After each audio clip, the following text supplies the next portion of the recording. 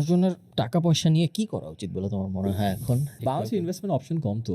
আমি যেমন লাস্ট এই যে এগেন বিদেশে গেলে ফরেন বন্ধু বান্ধবদের সাথে কথা হয়, ফরেন বন্ধু বান্ধবরা কিন্তু এখন যেটা হয়েছে আমাদের বয়সী মানুষজনরা কিন্তু ইনভেস্টমেন্ট জমি জমা আমরা এখন ওই বয়সে চলে আসছি 30s ওইসব নিয়ে কথাবার্তা বলা হয়।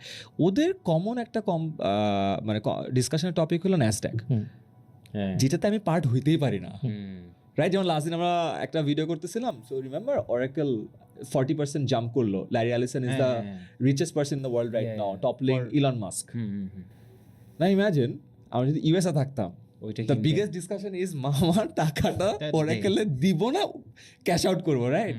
We are not part of that discussion.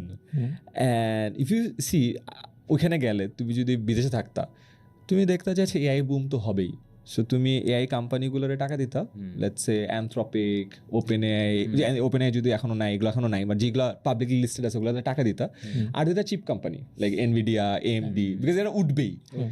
And তুমি যদি চিন্তা করো নেক্সট 10 বছরে এটার যে cumulative growth rate, it's insane.